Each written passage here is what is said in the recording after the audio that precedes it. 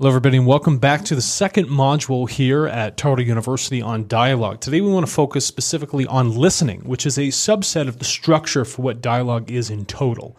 And joining us again is Travis Kellerman, expert in dialogue itself and futurist, local here to New Mexico and an advisor to TARTLE itself. So, Travis, thank you very much for joining us again. Thanks for having me here, Alex, and it's very gracious for you to introduce me that way. I'll do my best to produce some expertise. Yeah, that's what it's all about. We are dropping into dialogue. I wanted to share, too, that our first introductory session, we saw that. And so part of this course is the active practice of dialogue as we speak. So we defined what dialogue was. One of the first skills to engaging dialogue is the skill of listening. And this is true listening. So practicing that in real time is very important. And I wanted to define first that when you listen, it's not just about, I think this is almost cliche at this point because we've heard many people define what it means to actually listen. But it's not looking for points of attack. You're not entering a debate. We're entering a dialogue. So the listening here, what it means to listen in a dialogue is to set an extension, a true intention to understand the other person. Again, that is what dialogue should produce, an understanding. So that trust, that grounding in dialogue, it requires a type of listening that is not about finding points of attack, not about entering a debate, and also not about looking or waiting for your time to speak. As I'm speaking, you're taking in everything I'm saying, point by point, the definitions of what listening means in the context of dialogue. You're listening and looking for my mannerisms, how I'm presenting myself, if I'm struggling with a concept or not, where you might be able to help, but also purely listening. What am I presenting to you? What are these definitions? Whatever you thought listening was, let's reset, pull back from that, and hear this other person's definition. First of all, I think it would be tremendously difficult for me to not hear you with these headphones on. That's part one of this, right? I as well. Yeah. But it sounds like you're surrounding me. Yeah, that's correct. I'm in your mind. It's very difficult to get me out of it. Now, at this moment, when you're defining the listening, we've all been in arguments before. There's a point when biologically the hormones will flow, the human being will get agitated or angry or something of the sort.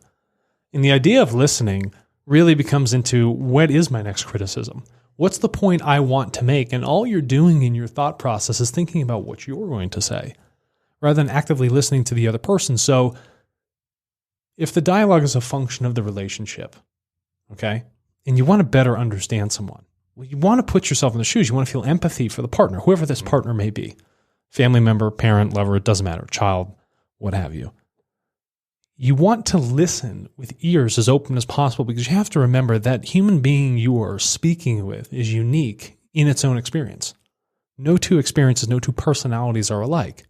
So there is something to be learned there. But if you are blocking the listening, preventing that because your thought process is in the way, you're going to miss all those key points, the mannerisms, the real emotions, right? The real felt patterns that are actually being, expressed from that other human being across from you. So listening is really a function of giving the moment to that other person. And I think that's fundamentally important that if you become a good listener, this becomes a service to others approach rather than a service to self. If it becomes, criticizing or being in the heat of the moment, it's like you are still not going to solve something because your focus is strictly on you rather than truly trying to understand the other. And that sense of understanding what we're talking about, not criticizing, not debating, that listening will only happen when I give you all of my attention without the biases that are in there. I'm sitting there opening myself up to really hear the experience that you have because I haven't lived it. So removing those barriers, removing the prejudice, removing my emotional response and sitting here quietly. And sometimes you don't have to respond right away. Really, that function of listening is really important because it also shows a sign of respect to that other individual because you're chewing on what they have to say. It gives your brain time to process rather than just fire back with the very first thing. But if you do that, most of the time it lacks weight. Most of the time it will just cut rather than heal. And listening affords a space whether it's an ethereal space or a mental space for that person to actually meet you in the middle and you to meet them. It's really it's a gift. Listening is that gift. And when I think about it, the way you define it, and when we're here going about this process, what you are giving me is a gift, right? Through the dialogue, but I can only receive that if I'm giving you the listening. There's always a balance that has to occur. But if we come at this with energies that rub, the lack of the understanding or the idea that I should be really openly listening to you with everything, my body, mannerisms, my eyes, you name it, something is going to be missed. And you've done yourself and the other a disservice in one, understanding them, but also your own evolution as a human being to improve with your skills, to improve how you're going to, interact with society and loved ones. Listening is that key goal. It is that first major subset of dialogue itself, and it is really a function of giving to the other. Rather than looking at the reflection of who I am, I'm going to put all that stuff away and I'm going to give Travis all of my attention here in this moment. I'm thinking about the different settings where that becomes harder. And one place where we most need dialogue is in politics. So the idea that politics, first of all, I've seen a distinct anti-politics movement develop, where understandably many people are disenfranchised. They feel excluded from the process.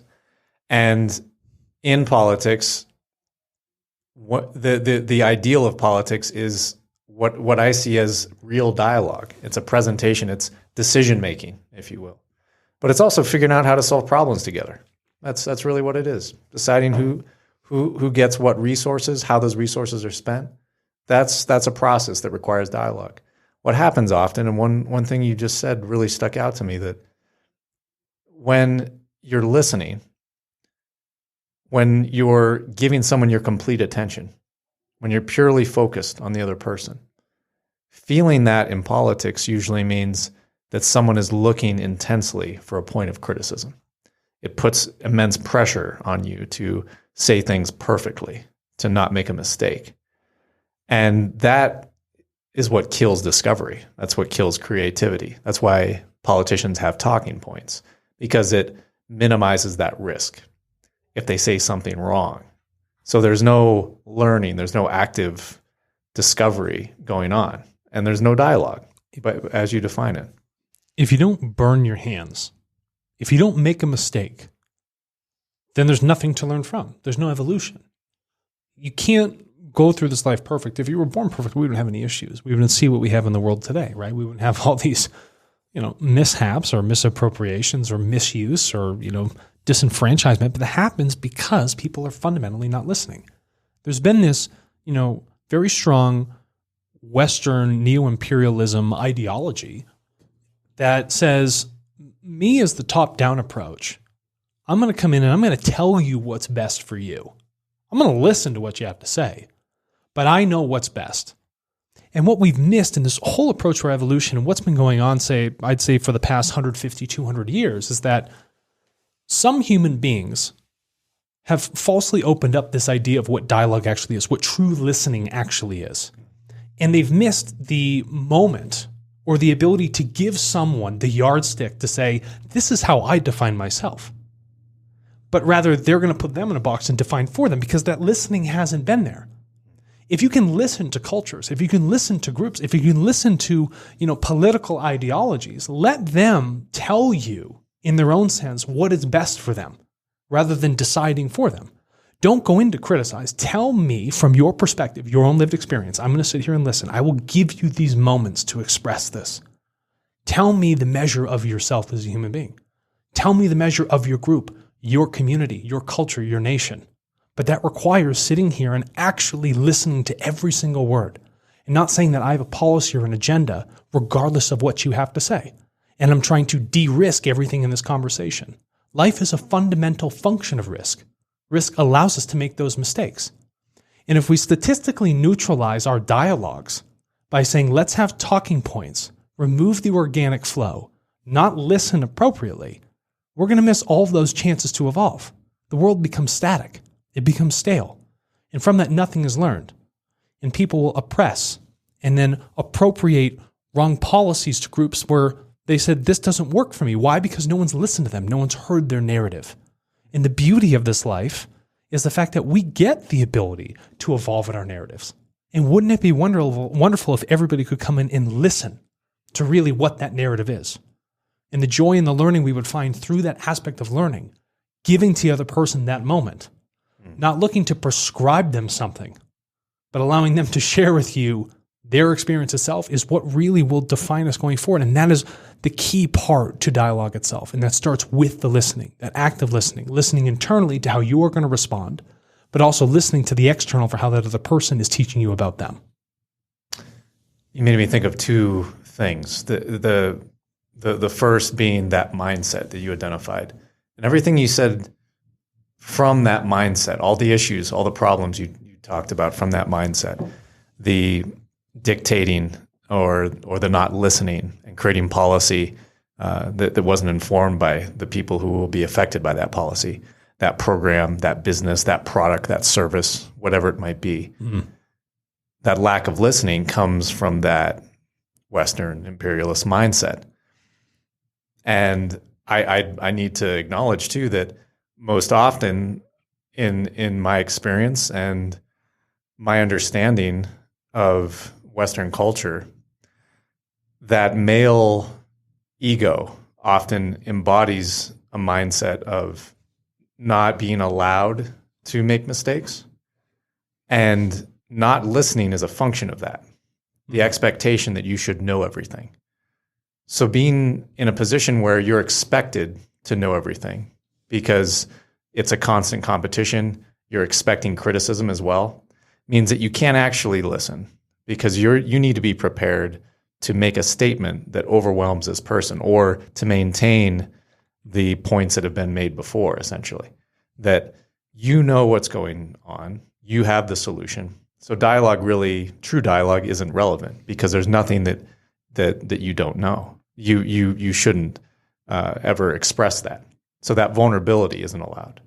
And I want to note as well that in the counterbalance to that, so that's a very imbalanced mindset. That prevents dialogue. But the counter to that, on the other side, I wouldn't say it can be as damaging, but it can be risky to real dialogue, to the outcome, to achieving things, which is to really understand, to really listen to someone. You said this, it requires empathy. This real stepping into someone's shoes and seeing things from their perspective. That view, you can go too deep into that. You can become too empathetic. Mm-hmm. And there's a book by Paul, I'm forgetting his last name, Paul Bloom, I think. So it was against empathy. And he made an argument, and there's been a few studies around this as well. But if you just think about what is empathy, feeling what someone else feels, if you were to simplify the definition, seeing what someone else sees or attempting that, over-empathizing, too much empathy pulls you into a state that is away from this neutral place of dialogue. You start to affirm everything they say. You get lost in those feelings and that perspective. And there's no longer an exchange. There's a submission to that state of feeling. Just as in the other direction, there's a submission to this, I cannot be wrong. I have to have the solution. I can't really listen. So over-listening in a way, or over-empathizing rather, that's not real listening. Neither is waiting for a chance to speak, waiting for a chance to prove your solution is right. And I think that the first one, the heavily masculine, dominant, ego-driven, neo-imperialist view, which you're talking about, puts individuals in a state of fight or flight. And if I'm constantly in a state of survival, how am I ever going to possibly listen, open myself up, let a guard down if it's biologically on the defensive? Won't work. It nets itself out. The body will prevent that altogether. And the mind will carry through in any sort of reptilian brain to essentially balance that out. Okay? And then if you go on the far side, what you're doing is you're attaching yourself to the other person's emotions.